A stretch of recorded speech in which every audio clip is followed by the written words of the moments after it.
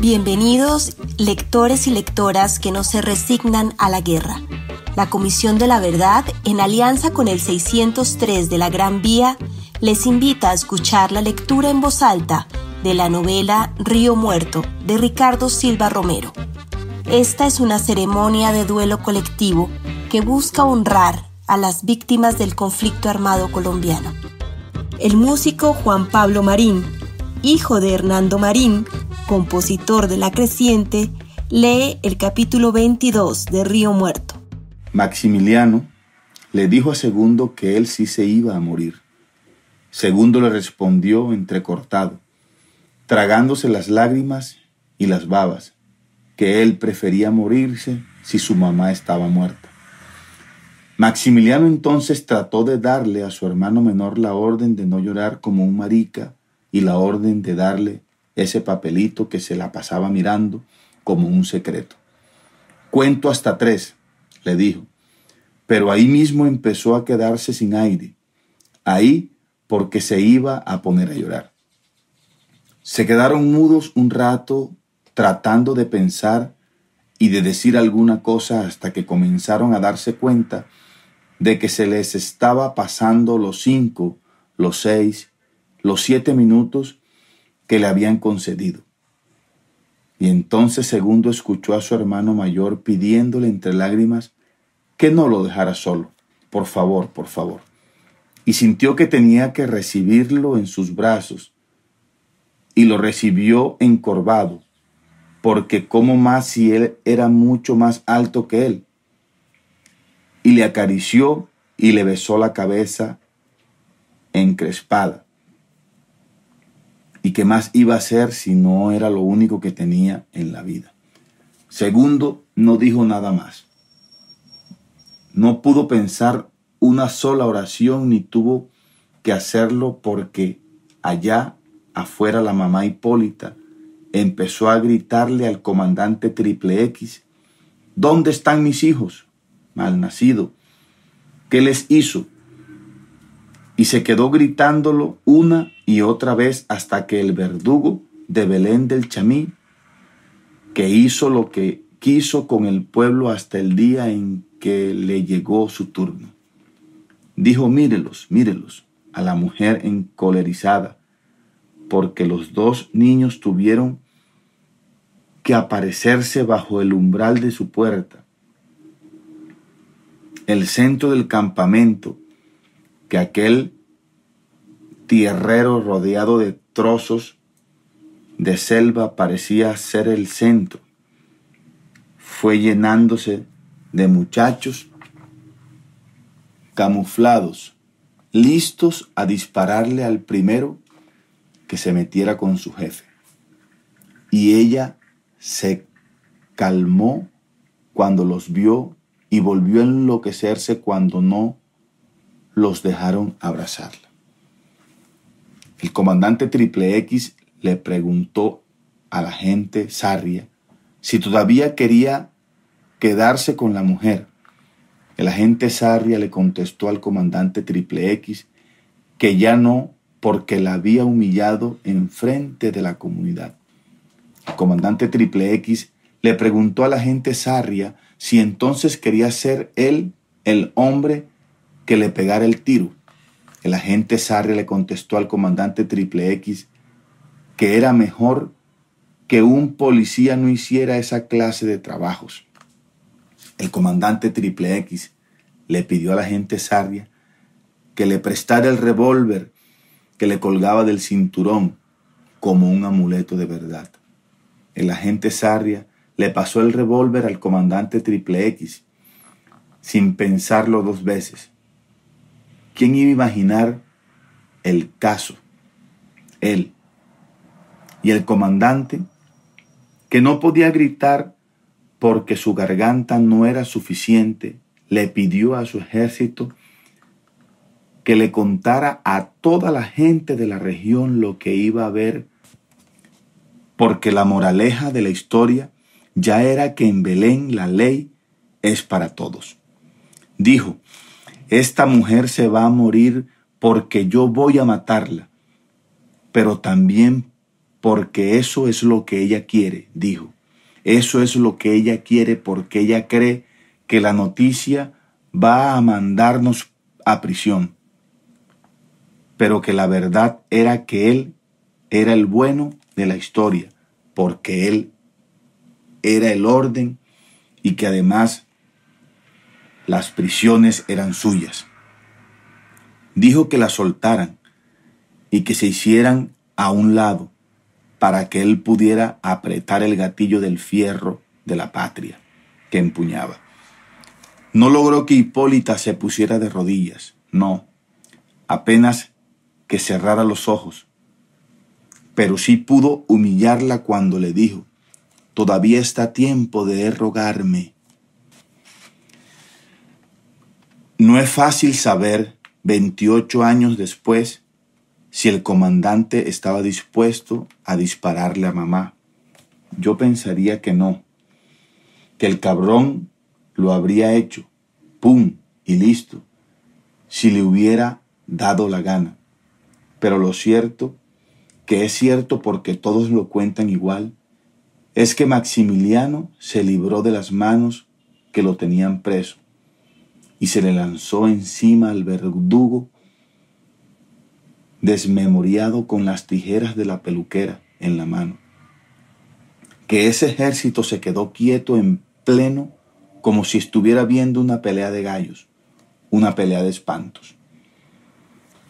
Y que en el forcejeo el hijo mayor de Salomón Palacios apenas alcanzó a cortarle la palma de la mano que no estaba empuñando el revólver.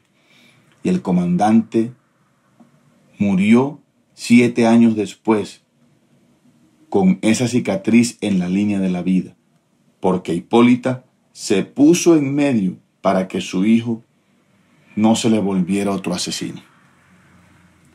Maximiliano había agitado las tijeras afiladas como si fuera un puñal entre el calor de esa tarde y cortó a Triple X.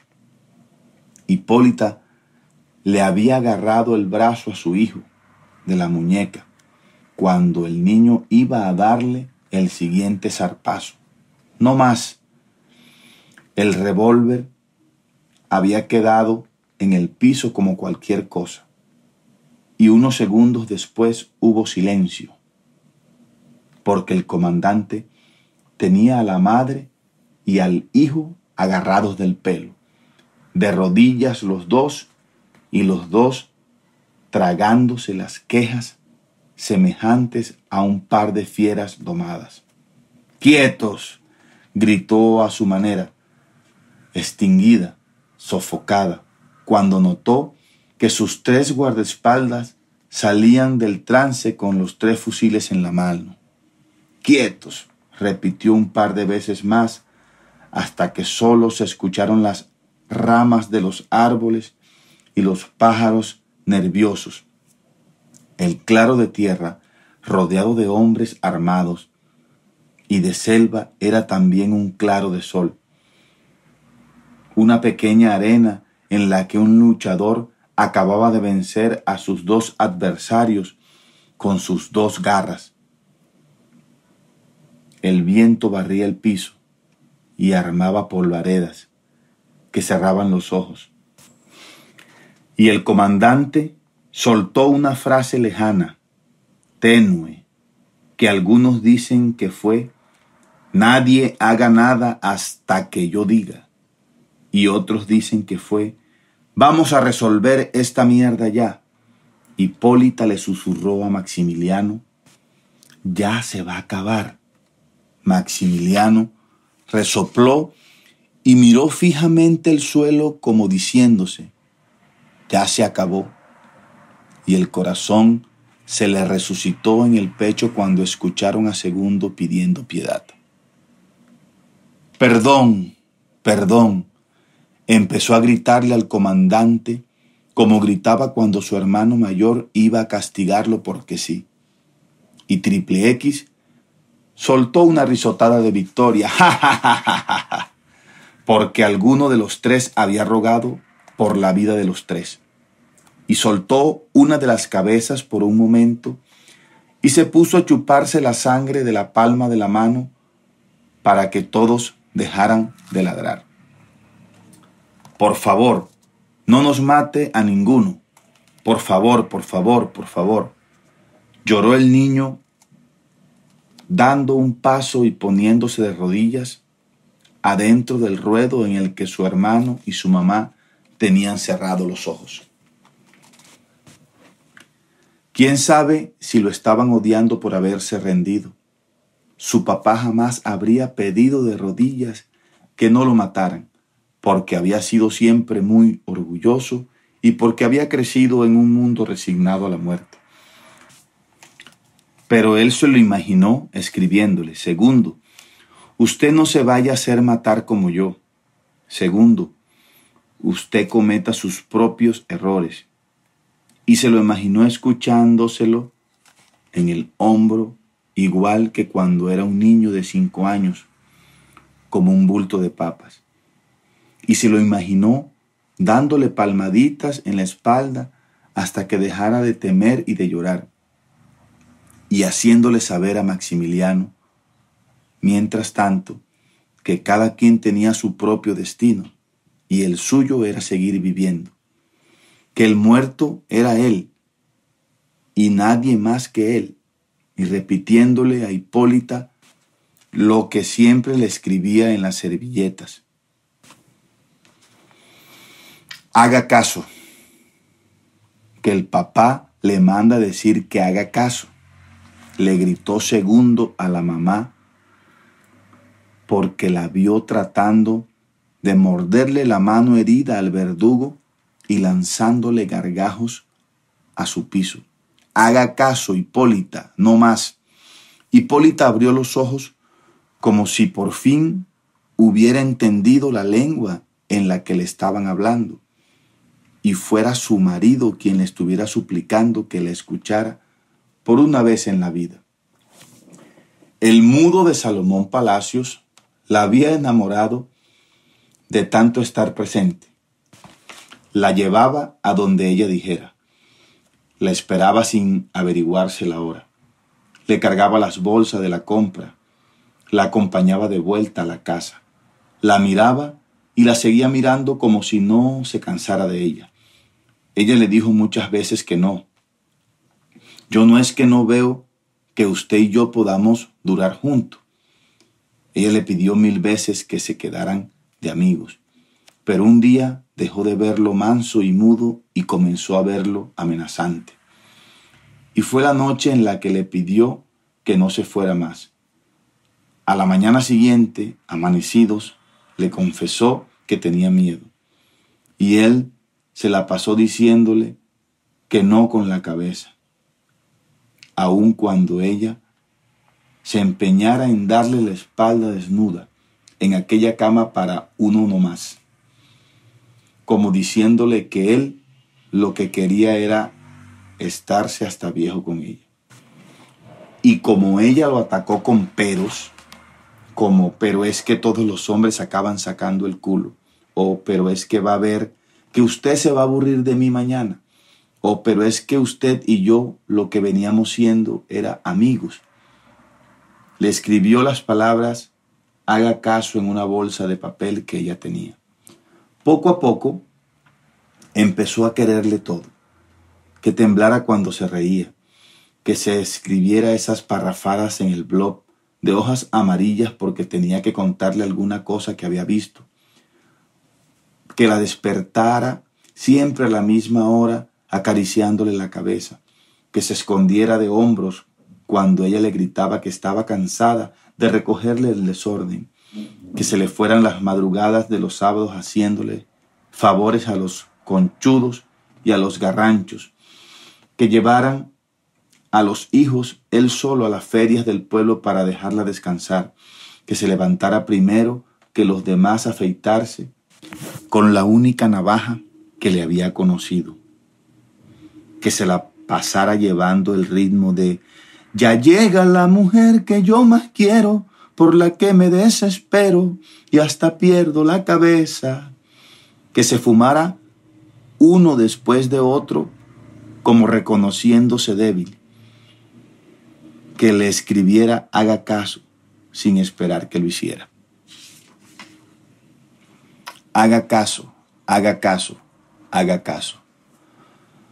Su hijo segundo se le estaba repitiendo con una voz nueva, gruesa, que era la voz que habría tenido su marido el mudo de haber tenido voz y de haber sido superior a su soberbia, la voz estridente e insólita que ella tenía que escuchar de golpe para volver del delirio como volviendo de la propia muerte, la voz adulta y cuerda con la que jamás cuentan los niños y que los para en seco y los sujeta y los despierta y los conduce a regañadientes cuando ya han pasado demasiados días rodeados de otros niños y ya han empezado a olvidar las peores acepciones de la palabra venganza y crueldad. Yo creo que Hipólita sintió una vergüenza desconocida apenas vio de rodillas a la dignidad de su hijo. Yo creo que fue ante esa aparición entre el polvo como por fin consiguió ser espectadora de sí misma.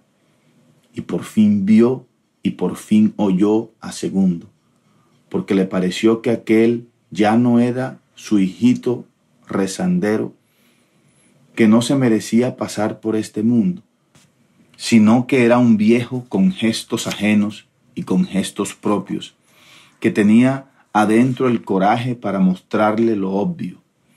Yo creo que así regresó de su puesta en escena tal como regresa una persona de la hipnosis.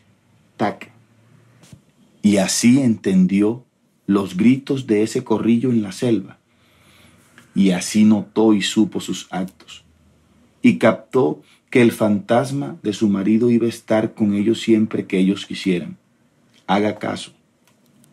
Y dejó de verle la lógica a disponerle la vida de ese par de hijos listos a portarse como padres. Déjennos ir, hijo de puta, y yo le juro por mi marido que nosotros no volvemos, le dijo Hipólita a Triple X en voz baja. Y él entonces le soltó el pelo y soltó las greñas muertas que se habían quedado entre los dedos, y ellos se arrastraron con el culo a tierra un par de pasos allá, y les explicó a sus hombres que ya no parecían parte de una gallera sino de un funeral, que no valía la pena quebrar a estos tres pendejos porque ejecutar a los suicidas no era darles castigo sino gusto, porque luego la gente de Belén, de Chamí, iba a pensar que estaban fusilando inocentes. El papá no es culpa de uno, dijo, y al final de su pequeño discurso lanzó el grito ahogado: véndenlos o tápenle los ojos a estos carevergas, cualquiera de los dos. Y zapateó y chascó los dedos hasta que lo hicieran. Y pronto Segundo, Maximiliano e Hipólita, en ese orden, estuvieron con las manos atadas y vendados en el centro del claro del campamento del bloque Fénix. Niños, les dijo el comandante, echándoles en la cara el mal aliento y con la voz paciente que usaba cuando era vendedor de suplementos. Última vez que les digo que aquí se pueden quedar. El comandante Triple X se le paró al lado a Segundo y Segundo le dijo que no cuando entendió que el asesino de su padre de verdad estaba esperando una respuesta. Se puso atrás de Maximiliano y Maximiliano le susurró: queremos irnos y queremos irnos de Belén para espantar el pavor. Tengo 20.570 pesos en el bolsillo, agregó, y entonces se arqueó el jefe del campamento, el jefe del pueblo, porque acababa de bajarle un corrientazo desde los hombros hasta la cintura. y exclamó decepcionado: «Bah», porque se sintió perdiendo su tiempo. Y el aire fue entonces espeso, menos cerrado y pastoso, y empezó a correr algo de frío entre las ramas, y comenzó a ponerse gris y negro el cielo, porque ya iban a ser las 6 de la tarde, y cada día hay una hora en ese pueblo en que nadie quiere más lucha. «Pues, lárguense», les dijo el comandante, resignado y magnánimo, y se volteó y caminó sin darles la espalda hasta ese refugio que hoy es un par de muros rotos, y entró con cuidado de no caerse, porque cuando él caía, no era solo él, sino también su cargo el que lo hacía. «Dejémoslos al lado del río, a ver qué», agregó antes de cerrar la puerta, para que fuera claro que en este mundo nadie vivía ni moría sin su aprobación. Gracias por escucharnos. Los demás capítulos de la lectura los encuentran en todas las plataformas digitales de podcast. Les invitamos a seguirnos en redes sociales. Encuéntrennos como @Comisión Verdad C y @603 de la Gran Vía.